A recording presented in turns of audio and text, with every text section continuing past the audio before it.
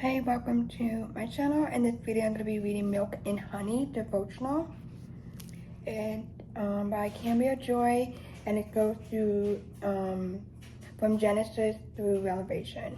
So today I'm going to be reading Genesis, and the title said a taste of acceptance.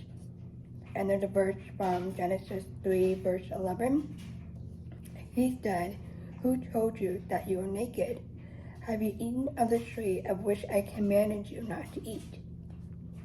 The solution for our broken souls isn't strewn together fig leaves. It's already hard to face our own vulnerabilities in the mirror. Shame cannot be present even when someone else's presence is not. But another person's eyes cannot magnify the insecurity we already feel inside. The shadows invite us to abandon our Maker. They deceived us with the idea that His light wants to expose us rather than redeem us. It seems we can feel the same today as we did in Eden. We forget that His light isn't a glaring spotlight, but a warm, welcoming glow that draws us in with grace. We won't find wholeness if we try to conceal our brokenness. The paradox is that the only way we can be made whole is to bring our brokenness into the light. I've been a follower of Jesus for as long as I can remember, and I have always believed in Him. Yet I still need constant reminders of my everyday need for Him too. I deeply desire to have a rich, dynamic relationship with God, to live my life on purpose and with purpose. I didn't just want to know about Jesus, I wanted to know Jesus and have Him know me in a real life-changing way. But I didn't realize how much I would have to unlearn about Him in order to swim deeper into the waters of my faith. I had to untether myself from a performance-based relationship where I felt like I failed Him regularly.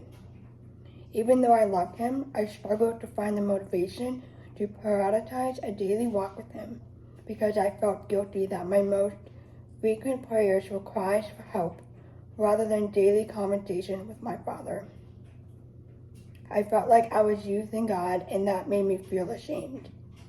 I believed I was disappointing Him, like the person you never hear from is stuck when they need something from you. I can totally relate to that. I knew in my head that wasn't true, but my heart struggled to embrace a grace-based relationship with Him. It was only when I unanchored myself from the lie that God's acceptance was based on me being good enough that I was able to swim freely into a vibrant, authentic relationship with Him based on His goodness, not mine. And even more than that, He came and searched me out in the shadows. That doesn't mean shame never lurks around. I just choose to listen to the truth that's steeped in grace and step into the light. And that's what set me free, or rather who set me free. Shame blinds us because it keeps our eyes on ourselves rather than our Redeemer. Yet in the garden, we catch our first glimpse of the heart of God. He doesn't push us away in shame, but pulls us in with love. Think about it. How we respond to people when they wrong us says a lot about who we are. When someone bumps into you, what spills out? Frustration, grace, resentment, kindness, revenge, cleanup on aisle me. Yet when Adam and Eve disobeyed God, how did He respond? He didn't yell at them and tell them they were naked. He went to look for them. He didn't withdraw from them or give them the silent treatment. He talked to them. And He didn't stop toward the bushes in the heat of anger, but walked toward them in the cool of the day. The first words of His mouth weren't, "What do you do?" but, "Where are you?" Connection is at the heart of God's heart, and we are secure in Him because of His love. When you feel safe, there's no reason to hide any part of you, from your skin to the secrets of your soul, because shame withers in the light of love.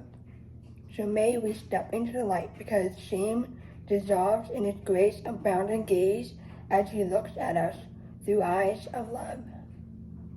The God who formed us from the dust in the garden is the God who stooped down as a rabbi from Nazareth to wash the dust from his disciples' feet. It's in our mess we see his acceptance of us is crystal clear. He doesn't see our failures, he sees his bride. May we hear Jesus say to each of us, "Come as you are." I highly recommend you getting this book. You can get it from Amazon, and I believe there is I believe it's on sale. So I would highly recommend it. I will leave it in the description box so you can get it.